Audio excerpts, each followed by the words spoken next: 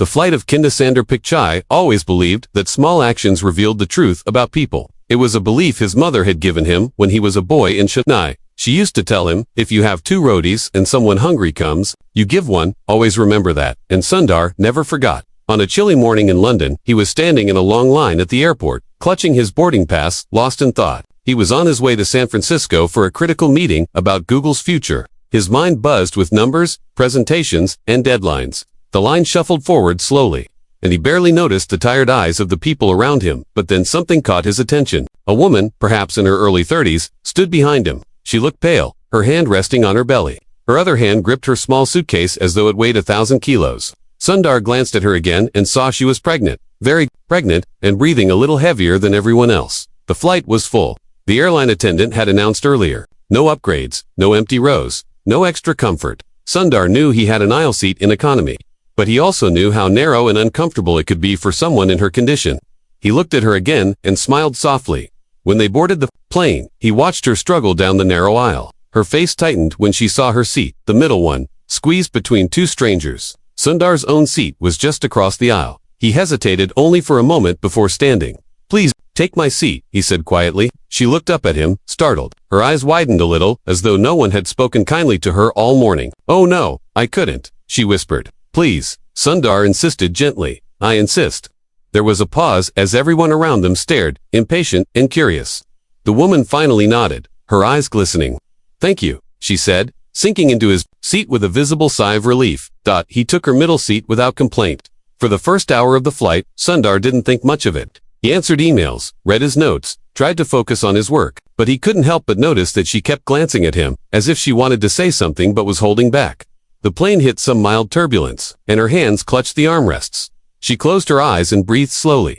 Sundar noticed, and offered her some water across the aisle. She smiled faintly and accepted. After the meal service, as the cabin dimmed and people tried to sleep, the woman leaned slightly toward him. "I'm sorry," she said softly, her voice almost drowned by the engines. He looked at her, puzzled. "For what?" "For not introducing myself earlier. My name is Mira," she said. "Sundar," he replied with a polite nod. They exchanged a few polite words before silence returned.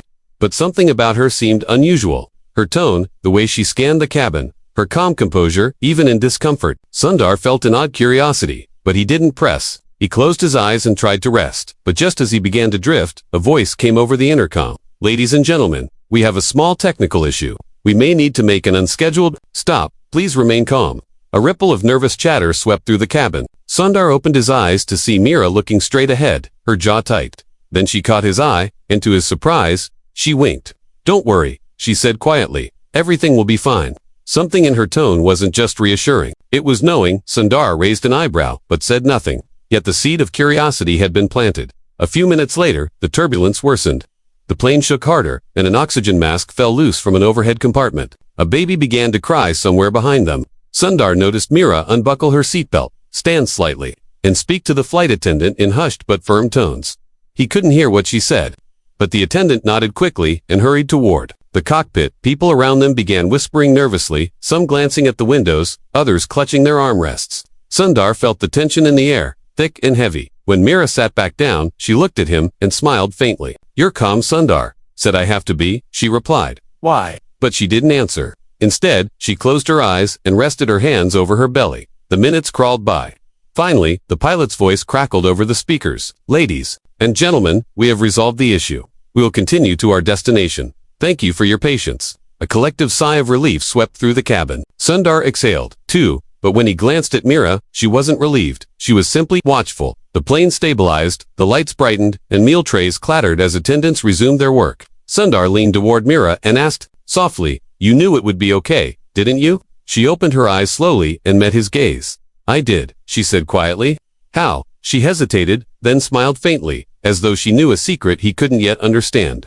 "Let's just say, I know this plane very well," she replied cryptically. Sundar blinked, confused. But before he could press further, she shifted in her seat and turned away slightly, signaling that the conversation was over. He sat back, unsettled, staring at the back of her head. But then, just as he closed his eyes again, he overheard two attendants whispering nearby.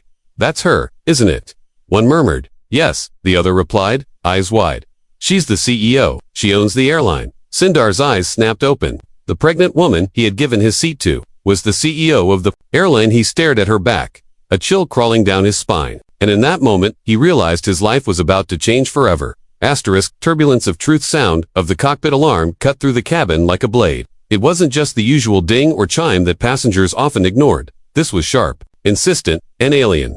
It silenced even the crying baby behind Sundar as everyone froze, straining to understand what was happening. The attendants, who had just begun pouring coffee and handing out bread rolls, exchanged panicked glances. One of them dropped a tray, and the clatter of porcelain on the floor only deepened the rising dread. Sundar sat up straighter, instinctively gripping the armrests, his knuckles white. He could feel the middle seat pressing in on him from both sides now, the closeness of strangers suddenly unbearable. His eyes darted to Mira across the aisle, expecting to find her frightened like everyone else, but she instead. She was unbuckling her seatbelt with steady hands.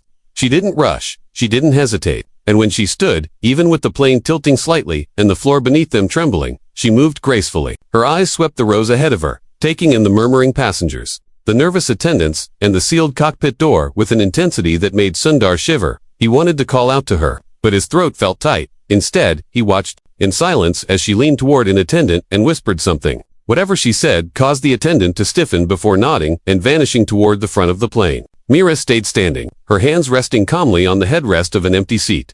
Passengers began asking questions now, their voices loud, impatient. What's happening? Why are we still shaking? What was that noise? Sundar finally found his voice. He leaned forward and spoke low, just loud enough for her to hear. You're the CEO, aren't you? She turned slightly, her eyes locking onto his. And in those eyes, sharp yet warm, calculating yet tired, he saw no denial, only a faint smile, the kind of smile a chess player gives when they've already seen 5 moves ahead. Yes, she said simply. The word hung between them, heavier than the air that seemed to thin around him. He swallowed hard, unsure of what to say next. So, what now? He asked, barely above a whisper. Now, she replied, her tone still even. I take care of my passengers. Before he could process her words, the pilot's voice crackled over the intercom, but it was strained now, unlike earlier. Ladies and gentlemen, we are experiencing a significant mechanical issue. Please remain calm. We are working with ground control to resolve this. The cabin erupted in anxious chatter. Sundar's heart pounded. He could feel the fear radiating off the people around him like heat. But when he looked at Mira, she was already moving, gliding up the aisle toward the cockpit. The strange thing was, no one stopped her. Passengers instinctively leaned back to let her pass. Even the attendants melted out of her way, their faces pale but expectant, almost relieved to see her taking charge. For a moment, Sundar hesitated, but something deep inside, perhaps curiosity, perhaps something more primal, pushed him to rise from his cramped middle seat and follow her. As he stepped into the narrow aisle, he felt the plane lurch again. His shoulder brushed against a man clutching a rosary. A woman whispered prayers under her breath. Children whimpered into their parents' arms. He kept his eyes on Mira's back, noticing how she carried herself even in the chaos, shoulders straight, head high, one hand lightly brushing the wall for balance, the other resting protectively over her belly. When she reached the cockpit door, she tapped lightly, then spoke in a tone Sundar had never heard before, calm but commanding. Open the door now. There was a pause, a long one, then a click, and the door opened just wide enough for her to slip through. Sundar reached the front just in time to see it swing shut behind her. He stood there, unsure what to do next, when an attendant stopped him gently. Sir, please return to your seat, she said softly, though her eyes betrayed a quiet desperation. He shook his head. Who is she? He asked. The attendant hesitated, then whispered back. She owns the skies. Sundar stared at the closed cockpit door, his mind racing. He tried to imagine what kind of woman, what kind of human being, could stand in front of hundreds of frightened souls, pregnant and calm, and walk straight into danger without flinching. He sat back down, but his eyes never left the front of the plane. Minutes passed. Long, agonizing minutes. The turbulence eased slightly, but the air in the cabin was still, thick with fear. Passengers exchanged worried looks, some wiping tears, others gripping the seats, as if bracing for impact. Then the door opened, and she stepped out, but something in her face had changed. She looked paler now, her eyes darker, and though she still carried herself with dignity, Sundar could sense the weight she was hiding beneath her calm exterior. She walked back to her seat, sinking into it with a soft sigh. Sundar leaned across the aisle, unable to hold back anymore. What did you see in there? He asked. She stared ahead for a long moment before answering. More than I wanted to, she murmured. Her hands rested on her belly as if drawing strength from it. There's a problem with the hydraulics, a serious one. We may have to attempt an emergency landing. And if that fails, she trailed off, her Voice barely audible, Sundar felt a chill creep up his spine. Why didn't you tell them? Why not make an announcement? She turned her head then, meeting his gaze squarely. Because panic spreads faster than fire, she said, and right now, they need to believe we're in control. They need to believe in me. The plane shuddered again, and a gasp rose from the passengers. Mira's jaw tightened, but she forced a small smile. You believe in me too, don't you? She asked softly. Sundar hesitated only a second before nodding. Yes, he said. She nodded back faintly and turned forward again, her expression unreadable. But even as she sat still, Sundar could see her fingers trembling ever so slightly against her lap. The minutes dragged on. The plane began its descent, and the captain's voice announced they were diverting to a smaller airstrip nearby. Attendants moved briskly, checking seatbelts, instructing passengers in calm but hurried tones. The baby behind him wailed again, and Sundar's own stomach twisted in knots. Through it all, Mira sat silently, her eyes fixed on the window, her fingers still trembling. Just when it seemed they might make it, a loud metallic groan echoed through the fuselage, and the plane lurched violently to the side. Passengers screamed as luggage tumbled from the overhead bins. Sundar's head slammed into the seat in front of him, and then silence. Just for a breath.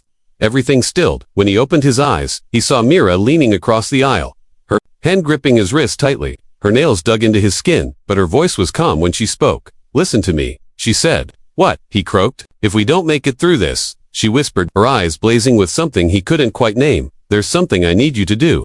Her fingers pressed a folded piece of paper into his palm. Don't open it yet, she murmured. Not yet. Before he could ask her anything, the plane dropped suddenly, and screams erupted around them. The cabin lights flickered and then went out, and in the darkness, her voice came once more, steady and low. Trust me, just trust me. Into the stormed darkness inside the cabin was absolute. No faint glow from the overhead lights, no comforting hum of engines masking the fear anymore, only silence. Thick and suffocating, broken now and then by the terrified sobs of passengers and the groaning metal of the plane as it struggled against gravity. Sundar's breath caught in his throat, his heart hammering so loudly he thought everyone could hear it. He felt her fingers still around his wrist, firm and unyielding, despite everything. Mira, the woman he'd given his seat to, the woman who somehow knew exactly what was happening and yet seemed utterly calm in the face of it all. In the darkness he could barely make out her silhouette, but he could feel the quiet strength radiating from her. Her voice came low, just above the noise. You're still with me, aren't you? Sundar swallowed hard and nodded before realizing she couldn't see him. Yes, he managed to say, though his voice cracked. She let go of his wrist then, but pressed her folded note deeper into his palm, as if reminding him of its importance. The engines roared back to life suddenly, and the lights flickered on, but they were dim now, shaky and uneven, casting the cabin in a sickly yellow glow. It was enough for him to see the fear etched into the faces around him. Children clung to their parents. A man a few rows ahead had his head buried in his hands, muttering prayers. An elderly woman clutched the armrest so tightly her knuckles were bloodless, but Mira's face was different. She was pale, yes, and the tendons in her neck were taut with strain. But her eyes still burned with something Sundar couldn't quite name. Determination, maybe, or defiance. She straightened in her seat, adjusted her seatbelt over her belly, and closed her eyes briefly before opening them again. The plane jolted suddenly, throwing Sundar forward in his seat. A drink cart clattered down the aisle, spilling cans and cups. An attendant lunged to grab it before it hit someone. The captain's voice returned over the speakers, shaky now, no longer masked with practiced calm. Ladies and gentlemen, we have lost partial control of the hydraulics. We are attempting an emergency landing. Please, brace for impact. A collective gasp swept through the cabin, followed by silence so profound it hurt Sundar's ears. Then came the sound of muffled sobbing, whispers, prayers. Somewhere, someone began hyperventilating. The attendants moved quickly, demonstrating the brace position, shouting instructions, their own voices quivering. Sundar's hands trembled as he fumbled with his seatbelt. His mind flashed to his family back in California, to his colleagues waiting for him in San Francisco, to every regret he'd never spoken aloud. And then, inexplicably, he thought of the quiet kitchen in his childhood home, where his mother once told him, "When you are afraid, help someone else. It will make you strong again." He turned toward Mira. She was staring straight ahead, her fingers gripping the edge of her seat so hard, her nails bit into the fabric. "You're not afraid," he said, surprising himself with the steadiness in his voice. She blinked, turning to meet his eyes. "Of course I'm afraid," she whispered, "but fear can't fly this plane." Sundar opened his mouth to reply, but froze when he noticed something, her left hand trembling uncontrollably now. Not from fear, he realized, but from pain. Beads of sweat glistened on her forehead. "You're in pain," he said, his eyes dropping briefly to her belly. Her lips tightened into a thin line, but she nodded once. "The baby," she admitted. softly, the stress. It's too much. His stomach lurched. And not just from the plane's descent. She wasn't just carrying herself through this crisis, she was carrying a life inside her. And still, she chose to lead. As the ground grew closer outside the window, the turbulence worsened. The entire cabin rattled violently now. Overhead compartments popped open. Luggage tumbled down. A sharp metallic shriek ripped through the air as though the plane itself was screaming. Mira let out a soft gasp and doubled over slightly. One hand gripping her seatbelt, the other pressed to her belly. Sundar reached out instinctively, his fingers brushing her arm. "Tell me what to do," he urged. She turned to him, her eyes glassy now, but still fiercely focused. If something happens to me," she began, her voice barely audible above the noise, "you open that note, and you finish what I started. Promise me." "Finish what?" he asked, his heart pounding harder. But she only shook her head faintly. "Promise me," she repeated, her gaze boring into his. He nodded without fully understanding. "I promise," he said. Her lips curved into the faintest smile before another wave of pain made her wince and close her eyes. Below them, through the small window, he could see lights on the runway, growing closer, brighter. The captain's voice came again, more urgent now. "Brace, brace, brace." Attendants shouted the same command as they rushed to secure themselves. The passengers bent forward, clutching their heads, praying, crying. Sundar's hands trembled as he braced himself, but out of the corner of his eye he saw Mira straighten instead. She sat tall, breathing deeply, her hands folded protectively over her belly. In that moment, even as the plane hurtled toward the earth, he saw her for what she truly was, not just a CEO, not just a leader, but something rarer. Someone who carried the weight of others without flinching. Someone who believed in protecting everyone else before herself. The wheels hit the runway with a deafening thud, and the plane bounced violently, metal screeching, the smell of burning rubber filling the cabin. A suitcase from the overhead bin struck a man 2 rows ahead, and screams rose all around him. Sundar's teeth clenched as he gripped his seat. The second impact came harder, jerking everyone forward as the brakes fought desperately to slow them down, and then quiet. Not the kind of quiet that brought peace, but the stunned, heavy silence of people realizing they were still alive. The plane shuddered to a stop at the far end of the runway. For a long moment, no one moved, no one breathed. Then, like breaking a spell, someone sobbed loudly, and the sound set off a ripple of relieved cries, laughter, even applause. But Sundar's eyes were on Mira. She was slumped slightly in her seat now, her eyes closed, her breathing shallow. Her hands still rested over her belly, but she looked too still. Panic flared in his chest. "Mira," he said sharply, leaning toward her. She didn't respond. "Mira," he repeated, louder now, shaking her shoulder gently.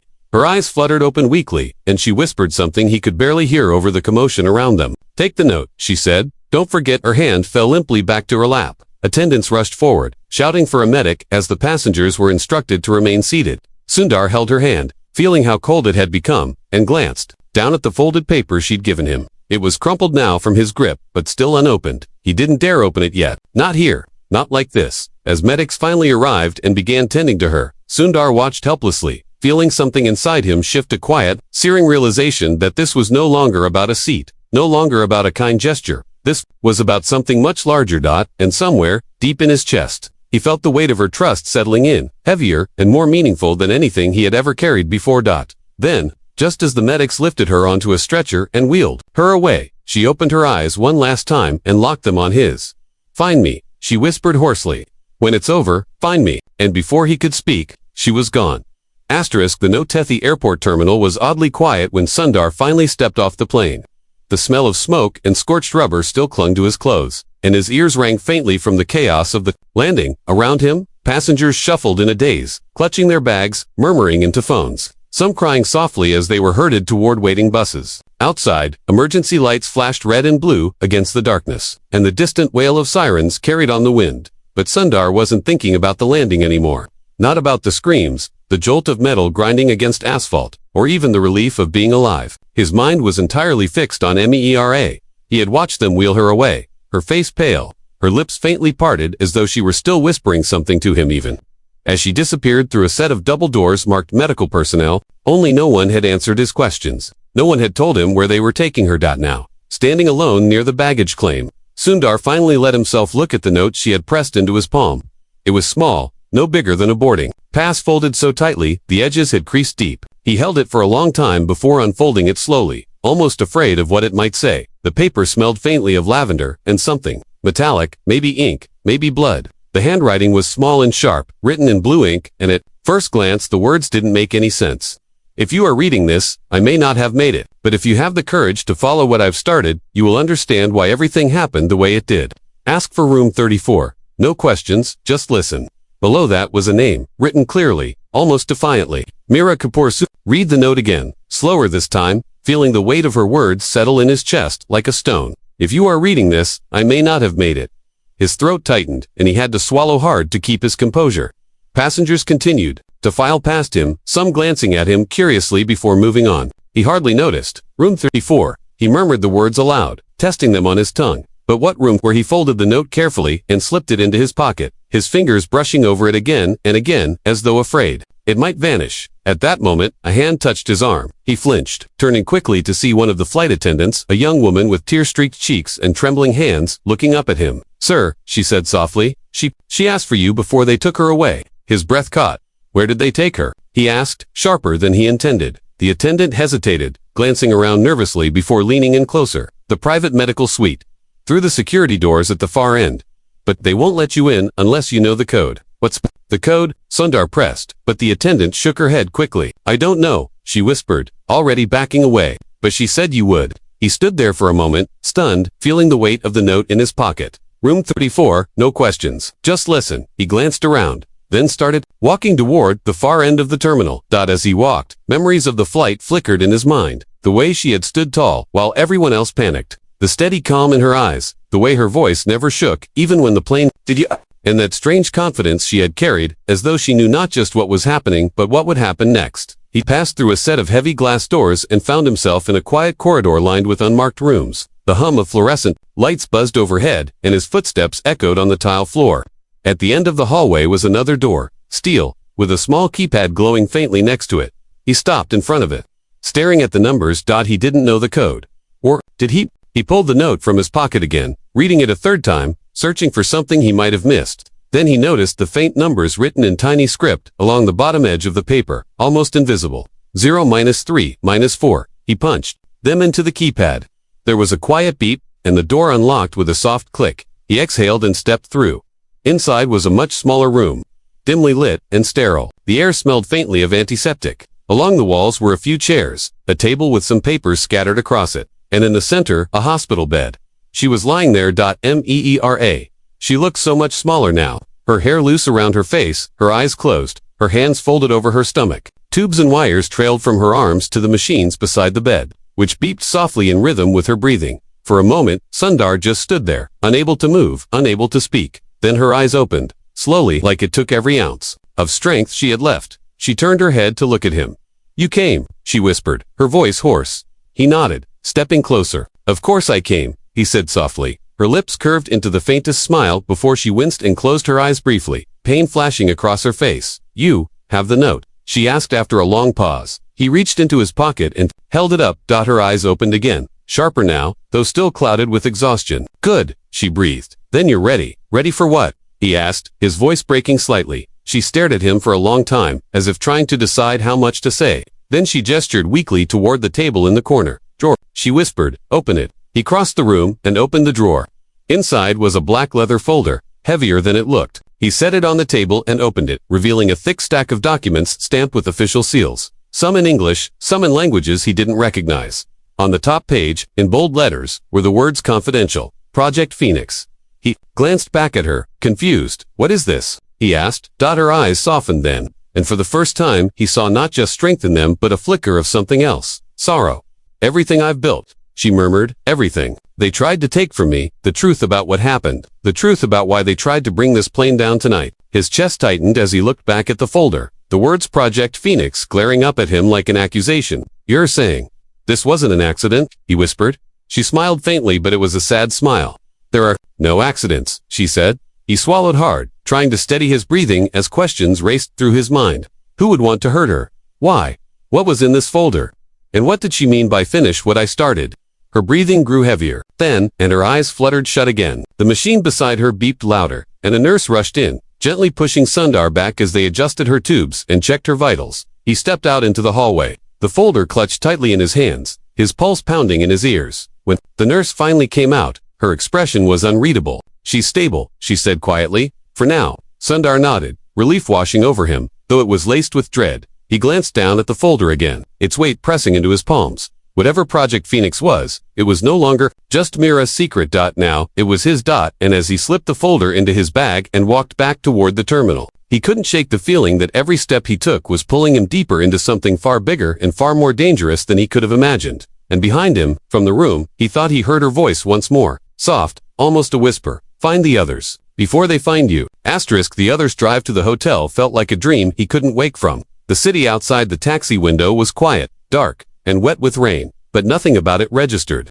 Sundar sat in the back seat, staring down at the black folder in his lap. Project Phoenix. The name alone made his stomach tighten. The leather felt warm now under his hands, as though it carried the heat of Mira's struggle, her fear, her determination. When the taxi dropped him outside a modest hotel on the edge of the city, he stood on the pavement for a moment, the drizzle clinging to his face, the folder still pressed to his chest. Inside, the lobby was empty, except for a young man at the desk who barely looked up as Sundar walked past. He climbed the stairs slowly, his mind running through everything Mira had said or refused to say. Find the others before they find you. In his room, he set the folder down on the small desk and stared at it for a long while. Part of him wanted to tear it open, to finally understand what kind of nightmare he'd stumbled into. But another part of him hesitated, remembering her voice in the hospital room, steady, even in pain, warning him there were people who would do anything to keep this secret buried. Finally, with a breath that felt heavier than stone, he opened it. The first page was a cover sheet, stamped, confidential in red. Beneath that was a line of text that chilled him to the bone. Property of Horizon Industries, not for distribution without clearance, Level 7. Horizon Industries. Sundar knew the name. Everyone did. A global conglomerate that owned everything, from defense contracts to telecommunications, and he now realized airlines. He flipped the page. What followed was a detailed report, full of dense language and technical diagrams, but one word kept appearing again and again: drone integration. His eyes skimmed paragraphs about autonomous control systems, civilian surveillance, and strategic neutralization capabilities. And then, scrawled in Mira's handwriting in the margin of one page, they are testing it on passengers. The words froze him. Testing.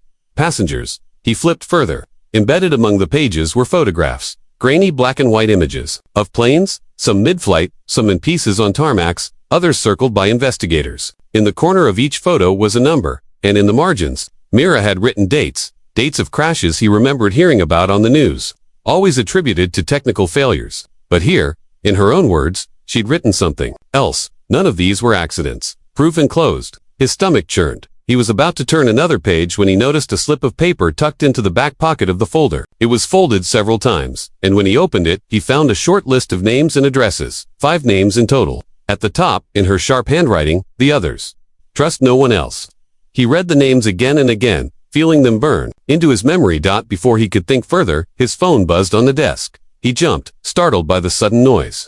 When he picked it up, there was no caller ID, only a single word flashing on the screen. Stop. He stared at it, heart pounding. Then it buzzed again. Another message. You are being watched. He dropped the phone, his fingers suddenly ice cold. He grabbed the folder, stuffed it back into his bag, and sat on the edge of the bed, trying to calm his breathing. Outside, the rain fell harder, tapping against the window like impatient fingers. He glanced at the list of names again, feeling a strange resolve harden in his chest. If Mira trusted these people, if she believed they were the key to stopping whatever this was, then he had no choice. He would find them. Before they found him, he left the hotel before dawn, the streets still wet and empty.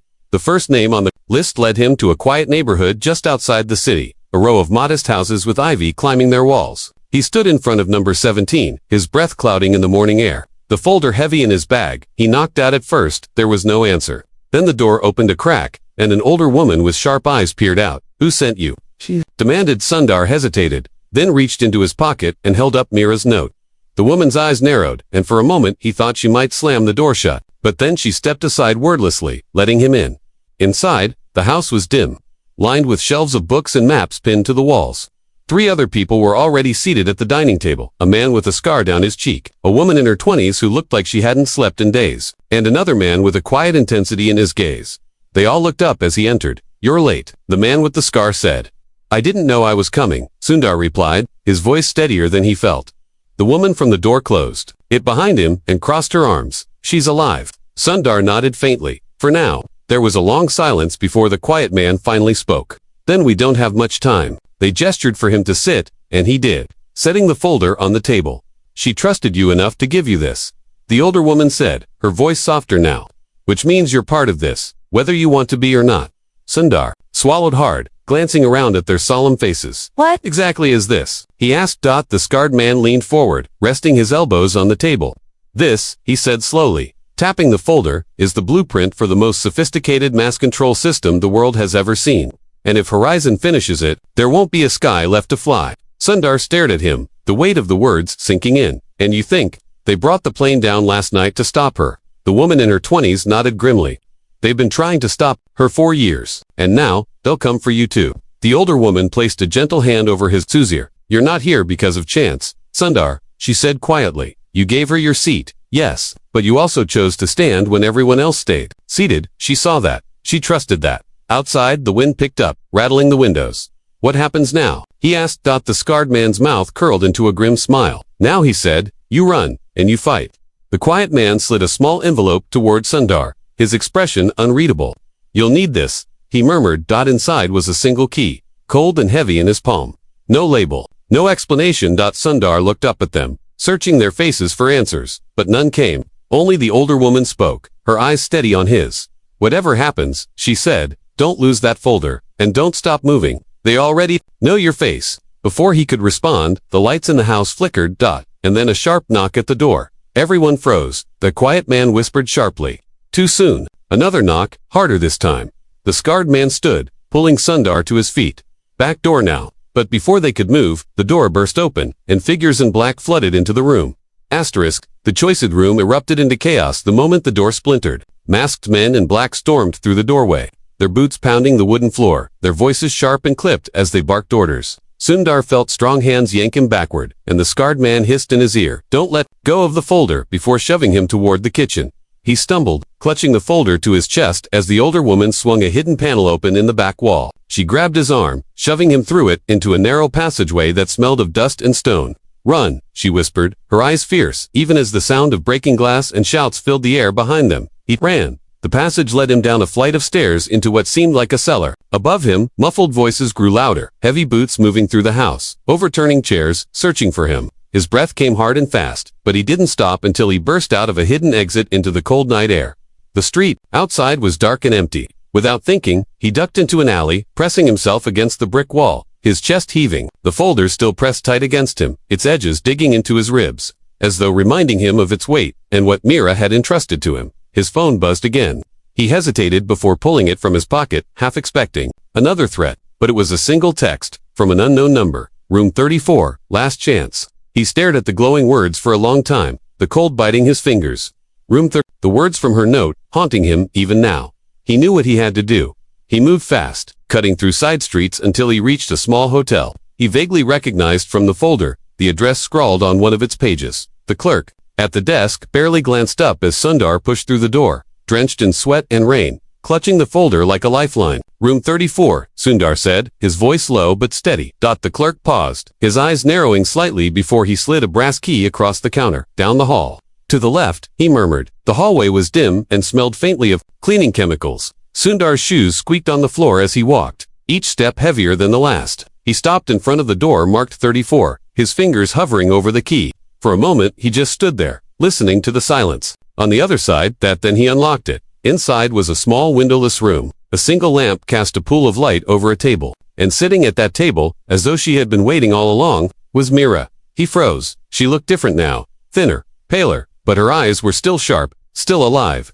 She wore a simple black coat, her hair pulled back, her hands folded neatly on the table. Beside her was a small case, identical to the one he carried.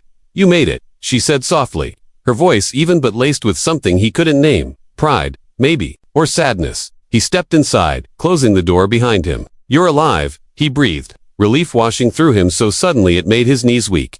She smiled faintly, though her eyes stayed on the folder in his arms. For now, she said.